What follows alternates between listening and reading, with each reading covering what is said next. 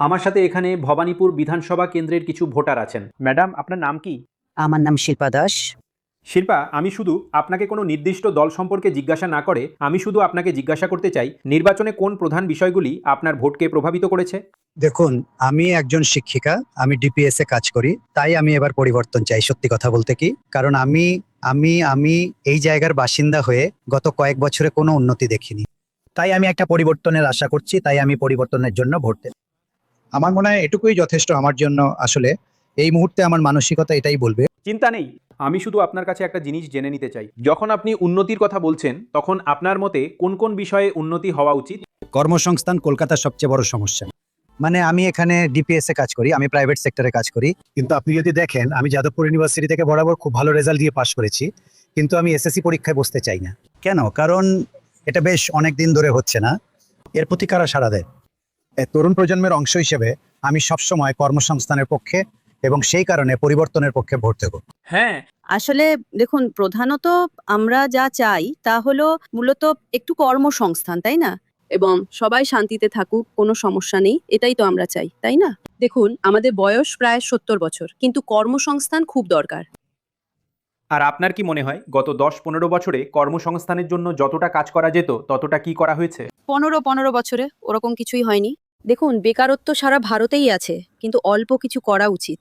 শুধু ফ্যাক্টরি আর ওই যে নতুন প্রজন্ম হচ্ছে, তারা সবাই বাইরে চলে যাচ্ছে, তাই না? আমার মতে ও যে এসআইআরটা হয়েছিল ওতে অনেক সমস্যা আছে। আমিও একজন বিবাহিতা মহিলা, তো হয়েছেটা কি, আমার যে পদবিটা বদলে গেছে আমাকেও এই সমস্যার সম্মুখীন হতে হয়। আমার নামও এসআইআর এ আছে, ওখানে যান। এই সব বেকার, শুধু আমরা জেনুইন ভোটার এইখানেই, আমার আর্গুমেন্টটা এইখানে হয়েছে। তাও এটাই ছিল সব থেকে বড়। একটা পার্টি যারা প্রচার করেছে তারা বলছে যে অবৈধ ভোটারদের বাদ দেওয়ার জন্য এই এসআইআরটা করা হয়েছে। হ্যাঁ, সবই দরকার দরকার আছে, আমরাও মনে করি দরকার আছে, কিন্তু ওরা যেভাবে করেছে তার পদ্ধতিটা এরকম হওয়া উচিত না। ওরা আরেকটু ভদ্র হতে পারতো, এটা আরেকটু ভদ্রভাবে আর সময় নিয়ে করা যেত। আমরাও চাই যে শুদ্ধতা আসুক, নির্বাচনে শুদ্ধতা আসুক, কিন্তু এইভাবে না। এই নির্বাচনে সবথেকে বড় ইস্যুটা কি দাদা? সব থেকে বড় ইস্যু হচ্ছে ভোট দেওয়া। ভোট দেওয়া, শান্ত খামগোলার চুপচাপ নির্বাচন দিন, কোনো ঝামেলা ঝঞ্ঝাট নেই, এইভাবেই চলে। হ্যাঁ। আর এইরকমই হলো, সেই জন্য আমি খুব খুশি হয়েছি। আমার বয়স 84, তো আমার বছরের মতো, তো এটা আমি খুব খুশি।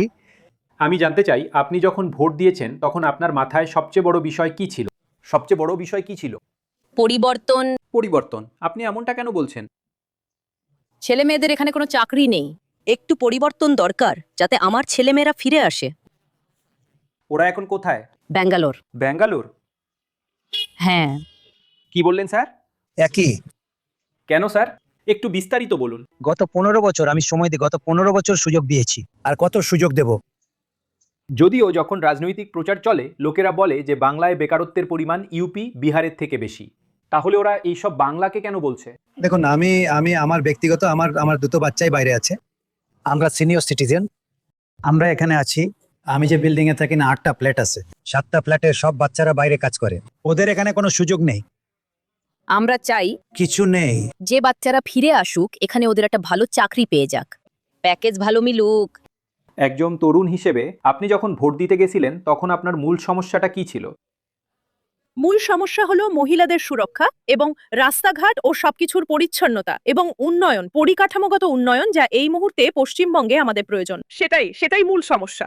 তো যখন আপনি মহিলাদের সুরক্ষার কথা বলছেন আপনি কি একটু বিস্তারিতভাবে বলবেন? মানে আপনার কি মনে হয় মহিলাদের সুরক্ষা কেমন দাঁড়িয়েছে ধরুন কলকাতা বা বাংলায়, ধরুন গত 10 বছর বা তার আশেপাশে?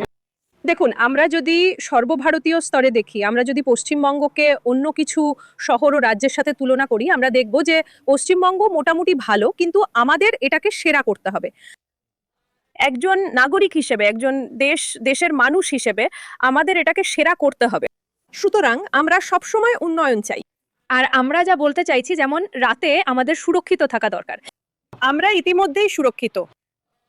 অন্যান্য কিছু শহরের তুলনায়, যেমন ইউপি বিহার যদি আপনি দেখেন, সেখানকার পরিস্থিতি আরো খারাপ। আরো খারাপ? কিন্তু এখানে অন্তত আমরা নিরাপদে যেতে পারি, কিন্তু আমাদের কিছু নির্দিষ্ট ক্ষেত্রে উন্নতি করতে হবে।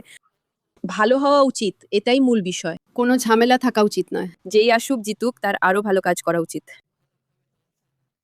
কোনো অশান্তি নয়, কোনো ঝামেলা নয়, সবার ঘরে সব ছেলেরা যেন চাকরি পায়, এটাই আমাদের মূল সমস্যা। চাকরিটা কেন জরুরি ম্যাডাম? এখানে কি কোনো চাকরি নেই? না, কোনো চাকরি নেই। সেরকম চাকরি পেতে গেলে নিজেকে সেইভাবে তৈরি করতে হয়। ভালো অসুবিধা, সেই জন্য যাতে কলকাতাতেই চাকরিটা হয়, এটা ভালো। না হলে বাবা মায়ের শেষ বয়সে একা লাগে। যে মহিলাদের যে সুরক্ষা, সেটা সব থেকে মানে ওটা পশ্চিমবঙ্গে সব থেকে বেশি গুরুত্বপূর্ণ।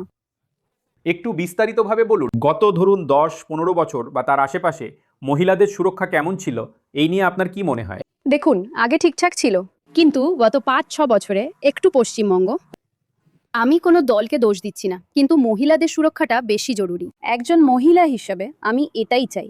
ঠিক আছে, তো এগুলি ছিল ভবানীপুর বিধানসভা কেন্দ্রের মিত্র ইনস্টিটিউশন থেকে কিছু মতামত। এখন মমতা ব্যানার্জি এবং তার ভাইপো অভিষেক ব্যানার্জি দুজনেই এই নির্দিষ্ট জায়গাতেই ভোট দেন। আর আমার মনে হয় যে দুটো বিষয় উঠে এসেছে, সেগুলি হলো চাকরি এবং মহিলাদের সুরক্ষা। অনেক অনেক ভোটার আমাদের সঙ্গে এই নিয়ে কথা বলেছেন। এখন অবশ্যই 4 মে ভোট গণনা, তাই আমরা জানতে পারবো যে এই বিষয়গুলি কি প্রভাব ফেলেছে এবং কার পক্ষে প্রভাব ফেলেছে। কিন্তু ভবানীপুর থেকে বেশ আকর্ষণীয় কিছু মতামত।